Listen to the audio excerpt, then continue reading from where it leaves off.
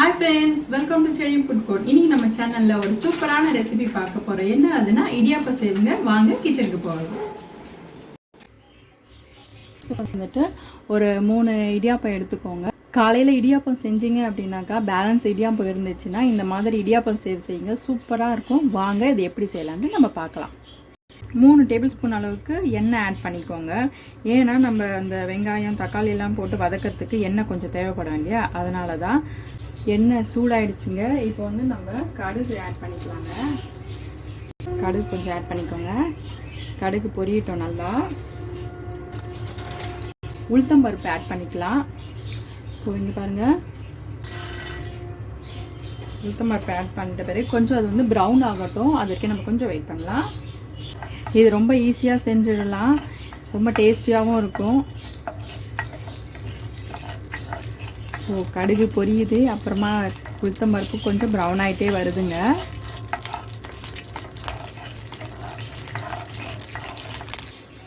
வேர்க்கடலை சேர்த்துக்கலாங்க, டேஸ்டியாக இருக்கும் வேர்க்கடலை சேர்த்தா.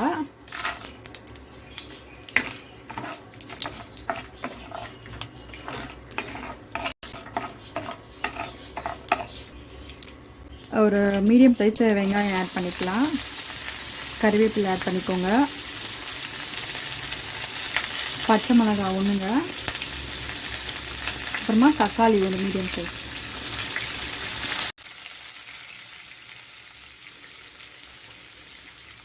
ஈவினிங்கில் வந்துட்டு குழந்தைங்க ஸ்கூல் முடித்து வரும்போது இந்த மாதிரி வந்துட்டு நீங்கள் ஈஸியாக செஞ்சு வச்சிடலாங்க. ரொம்ப நேரம் ஆகவே ஆகாது. வந்தோடனே அவங்க சாப்பிடுவாங்க. ரொம்ப டேஸ்டியாக இருக்கும். சால்ட் ஆட் பண்ணிக்கோங்க. சீக்கிரமாக வதங்கிடும் ஆனியனும் இந்த டொமேட்டோவும். இந்த வேர்க்கடலாம் போடுறதுனால வந்துட்டு டேஸ்ட் கொஞ்சம் அதிகமாக இருக்குங்க சாப்பிடும்போது. உங்களுக்கு வேணும் அப்படின்னா கொஞ்சம் கூட முந்திரி நீங்கள் ஆட் பண்ணிக்கலாம். நீங்கள் பச்சை மிளகாய் வேண்டாம் அப்படின்னு நினச்சிங்கன்னா காய்ந்த மிளகாய் சேர்த்துக்கலாங்க. பெருங்காயம் கொஞ்சம் ஆட் பண்ணிக்கோங்க.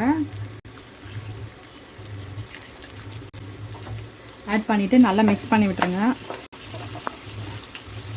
ஸோ நல்லா அந்த வெங்காயம் தக்காளிலாம் பாருங்கள் வதங்கிட்டே வருது. மஞ்சத்தூள் கொஞ்சம் ஆட் பண்ணிக்கோங்க.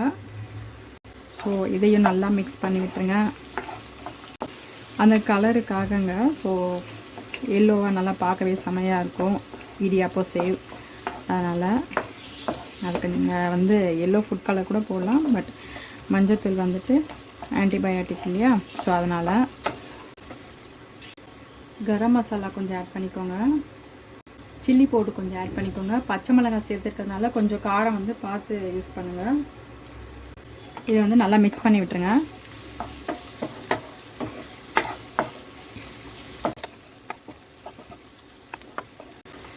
இந்த பச்சை வாசனைலாம் நல்லா போகட்டுங்க. இப்போ மசாலாலாம் சேர்த்துருக்கோம் இல்லையா நம்ம, ஸோ அந்த பச்சை வாசனை நல்லா போகட்டும். அதுக்கப்புறமா வந்து நம்ம இடியாப்பம் சேர்த்துக்கலாம். உப்பு வந்து செக் பண்ணிக்கோங்க. கொஞ்சம் இன்னும் தேவை அப்படின்னா நீங்கள் வந்து ஆட் பண்ணிக்கலாம். ஏன்னா இடியாப்பம் செய்யும்போது வந்து உப்பு ஆட் பண்ணியிருப்பீங்க, அதனால் வந்து அதை செக் பண்ணிக்கோங்க.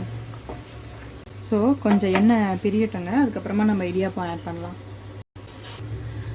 ஃப்ரெண்ட்ஸ், இப்போ வந்து எண்ணெய்லாம் பிரிஞ்சு வருது நல்லா இந்த மசாலாலேருந்து. ஸோ இப்போ வந்து நம்ம இடியாப்பத்தை ஆட் பண்ணிடலாம். அந்த 3 இடியாப்பத்தை வந்து நல்லா தூள் தூளாக ஆக்கி வச்சுருக்கேங்க. ஸோ இது வந்து இதில் ஆட் பண்ணிடலாம் நம்ம. இப்போ நல்லா வந்து மிக்ஸ் பண்ணி விட்டுருங்க அதில். ஃப்ரெண்ட்ஸ், இங்கே பாருங்கள் எப்படி இந்த இடியாப்பத்தை நம்ம சூப்பராக ஆக்கிட்டோம். நம்ம செம்மையாக இருக்குது. உங்களுக்கு வந்து வேர்க்கடலை இன்னும் வேணும்னா கூட நீங்கள் வந்துட்டு ஆட் பண்ணிக்கலாங்க. இப்போ இல்லைங்க, ஃபஸ்ட்டே நம்ம வந்து தாளிக்கிறோம் இல்லையா, அப்போவே வந்து கொஞ்சம் ஆட் பண்ணிக்கோங்க. இப்போ இது வந்து நல்லா கலந்துடுச்சு பாருங்கள் அந்த வெங்காயம் தக்காளியோட. நான் மறுபடியும் சொல்கிறேங்க, உப்பு மட்டும் வந்து செக் பண்ணிக்கோங்க. ஓகே, செமையாக இருக்குங்க. வாசனை செம்மையாக வருது. ரொம்ப டேஸ்டியாக இருக்குது. நல்ல தூள் தூளாக ஆகிடுச்சு பாருங்கள் இடியாப்பம். இடியாப்பம் சேவ் ரெடி ஆகிடுச்சுங்க. இதை வந்து நீங்கள் நல்லா ஹாட்டாக சர்வ் பண்ணலாம். சூப்பரான இடியாப்பம் சேவ் ரெடி.